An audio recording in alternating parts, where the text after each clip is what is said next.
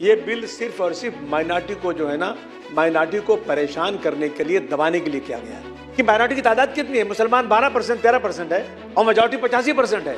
अध्यक्ष महोदय, वो 12% से 85% को डराया जा रहा है कि देखो समझ जाओ ये लोग क्या करने वाले हैं।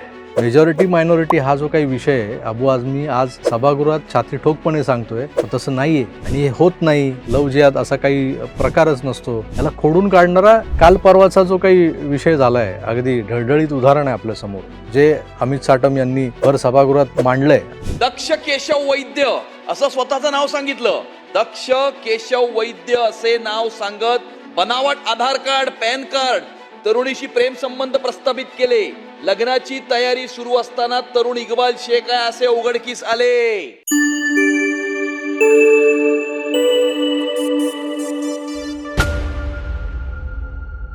नमस्कार मित्र, विधिमंडळाचं अधिवेशन सुरू आहे आणि या अधिवेशनात अनेक विधेयकं पारित केली जातात। त्यातलं एक महत्त्वाचं विधेयक जे काल परवा मांडलं गेलं, त्याच्यावर चर्चा सुरू आहे। अगदी आज सकाळी विधानमंडळात जी गरमागरमीचा जो माहोल निर्माण झाला होता, त्यामागचं कारण म्हणजे धर्म स्वातंत्र्य विधेयक।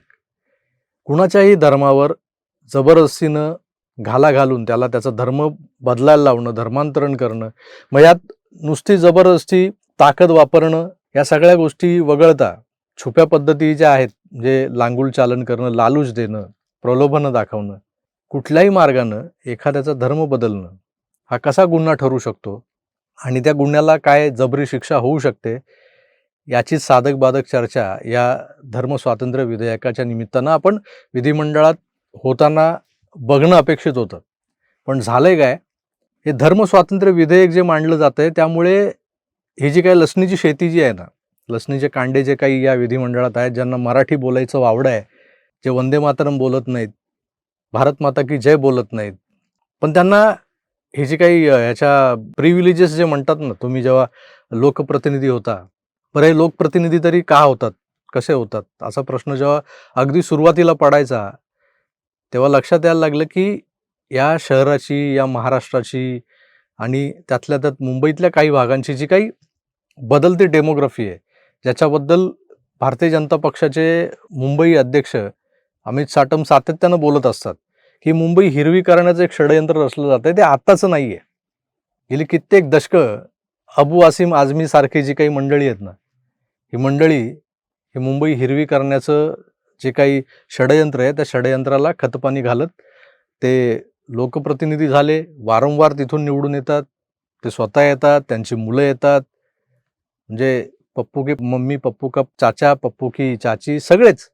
आता हे कसं झालंय की फॅमिली बिझनेस झाला हा राजकारण म्हणजे, आणि यांना निवडून देणारे जे लोक आहेत ना, ते एका विशिष्ट रंगाचे आहेत, विशिष्ट धर्माचे आहेत। आता त्यांचं लांगुल चालन करणारे जितेंद्र आव्हाडांसारखे जे काही लोक आहेत, त्यांना म्हणावं कधी तुम्ही तुमचा जो काही परंपरागत मतदारसंघ आहे तो सोडून कुठे दुसरीकडे ट्राय करा आणि आजमाव आपली लोकप्रियता, तर त्यांच्या लक्षात येईल जो माणूस छत्रपती शिवरायांबद्दल अपमानकारक वक्तव्य करत आलाय आजवर सातत्यानं, आजही विधान भवनात त्यांनी काहीतरी वक्तव्य केलं आणि त्यावर पुन्हा गदारोळ झाला, अशा हा जितेंद्र आव्हाड असेल, अबू आझमी असेल, ही जी काही मंडळी आहेत ना, ही या महाराष्ट्राच्या विधिमंडळाला लागलेली कीड आहे एक प्रकारची। आता ही कीड जर पेस्ट कंट्रोल करून काढायची म्हटलं तर ते तेवढं सोपं नाही आहे, कारण ही येतेच मुळात या सभागृहात ती त्या ठिकाणच्या डेमोग्राफिकल मेजॉरिटीमुळे। तिथं एका रंगाचं, एका धर्माचं जे काही प्राबल्य आहे आणि ते प्राबल्य असलेले जे काही मतदार आहेत, त्यांना एक गठ्ठा मतदान करतात आणि हे निवडून येतात। आणि त्याच्या जोरावर होतं काय की आता धर्म स्वातंत्र्य विधेयकासारखा एक अतिशय आदर्श कायदा जो गरजेचा होता, आपण इतक्या घटना आपल्या सभोवताली घडताना बघतो, अनेक सिनेमे आले, आता तो केरला स्टोरी पार्ट 2 आलाय, त्यातही लव जिहाद सारखा जो विषय आहे तो मांडला गेलाय। आता अनेक जणांचं मत आहे की लव जिहाद हा असा काही प्रकारच नाहीये, म्हणजे विशेषतः हे जे काही हिरवे लसणीचे कांडे आहेत, हे कधीच मान्य करत नाही की लव जिहाद वगैरे असं काही असतं।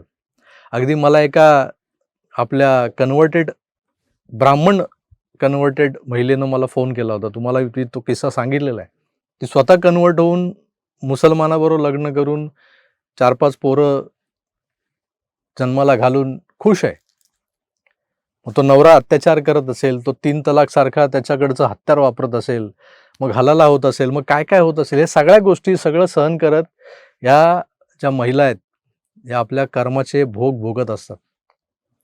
पण ज्या हिंदू तरुणी छोट्या मोठ्या आमिषाला बळी पडून किंवा बऱ्याचदा भावनिक आमिषाला बळी पडून मानसिक संतुलन ढळल्यानंतर अशा ह्या दुष्टचक्रात सापडतात, आणि त्यांना वाचवणं यासाठी काहीतरी ठोस उपाय करणं, निव्वळ 4 हिंदू पोरं गेली, हाणामाऱ्या केल्या, डोकी फोडली आणि मग सगळं मिटलं असं नाही. तर आता यांच्याकडे कायद्याचं हत्यार होतं. यापूर्वी मुलगी सज्ञान असेल तर तिचं मत लक्षात घेतलं जातं आणि मग पोलीस स्टेशनमध्ये कायद्याच्या पुढे तुमचा जो काही प्रतिकार आहे, तुमचा विरोध आहे, तो अगदी गळून पडतो. म्हणून हे धर्मस्वातंत्र्य विधेयक आज सभागृहात मांडलं जात आहे, त्याच्यावर चर्चा होते. आणि त्या चर्चेमध्ये ज्या पद्धतीनं हा अबू आझमी विरोध करतोय त्याची जरा गंमत बघा. ये बिल सिर्फ और सिर्फ माइनॉरिटी को जो है ना, माइनॉरिटी को परेशान करने के लिए, दबाने के लिए किया गया है. और यही चल रहा है देश में आज चारों तरफ. रोजाना कोई न कोई ऐसी चीज निकालो जिसे माइनॉरिटी को घेरो.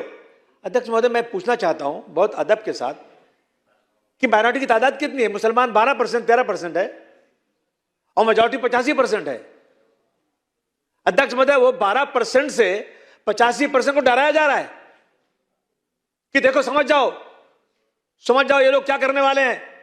अरे भाई, प्राइम मिनिस्टर भी आपका है, मेजॉरिटी का है, प्रेसिडेंट भी मेजॉरिटी का है, चीफ मिनिस्टर भी मेजॉरिटी का है, एमपीज भी मेजॉरिटी के हैं, जजेस मेजॉरिटी के हैं, सारा देश मेजॉरिटी का है. माइनॉरिटी कितनी है?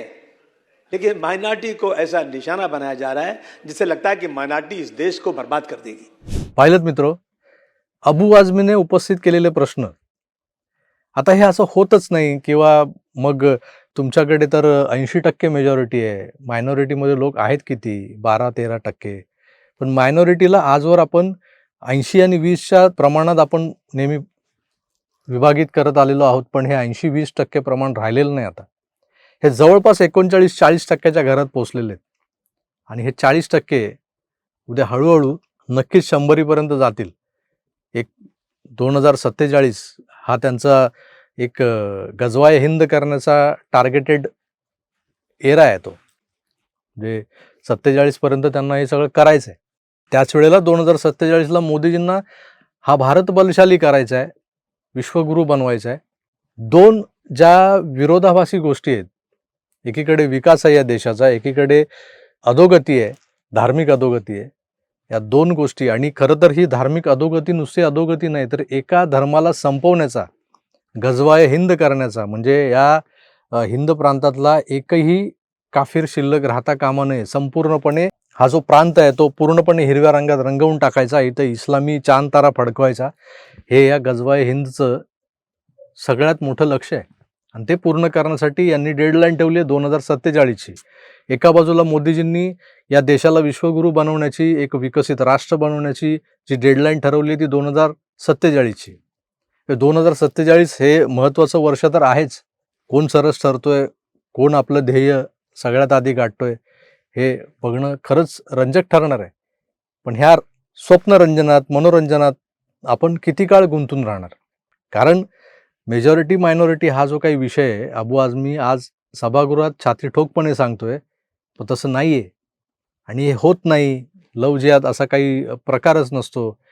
याला खोडून काढणारा काल परवाचा जो काही विषय झाला आहे, अगदी ढळढळीत उदाहरण आहे आपल्यासमोर, जे अमित साटम यांनी भर सभागृहात मांडलंय आणि ते सिद्ध करून दाखवलंय. अध्यक्ष महाराज, सन्माननीय सदस्य अबू आसिम आझमी एक उदाहरण देत आहेत. माझ्याकडे पण एक उदाहरण आहे अध्यक्ष महाराज. आता परवाचं आहे उदाहरण, परवाचं उदाहरण आहे अध्यक्ष महाराज. दक्ष केशव वैद्य असं स्वतःचं नाव सांगितलं.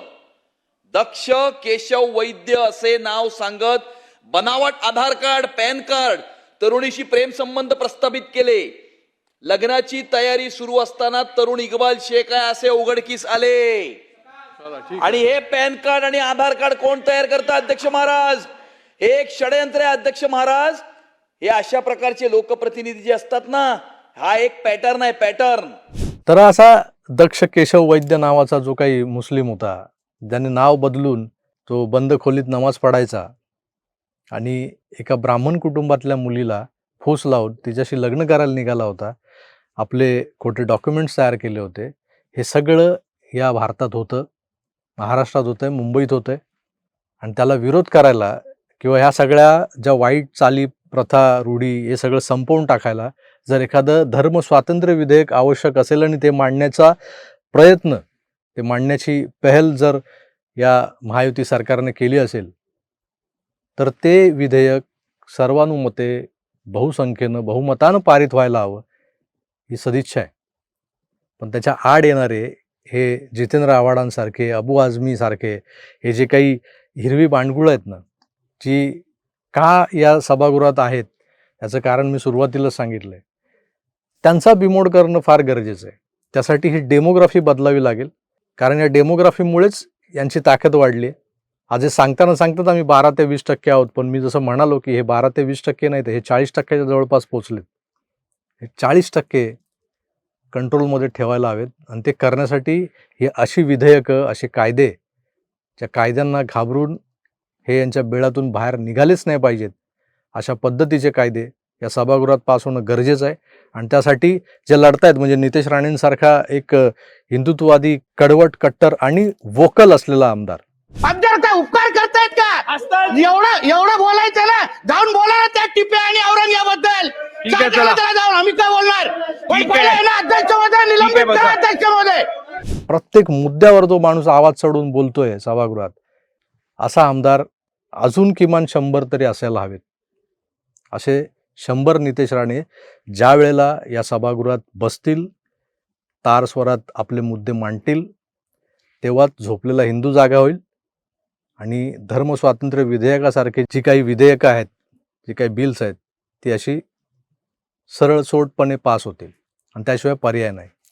यावर तुमचं मत काय हे जरूर कळवा. मी तुर्तास इथेच थांबतो. पुन्हा भेटूच, तोवर आपली काळजी घ्या आणि पाहत राहा आपलं आवडतं यूट्यूब चॅनल आकार DG9. धन्यवाद. नमस्कार.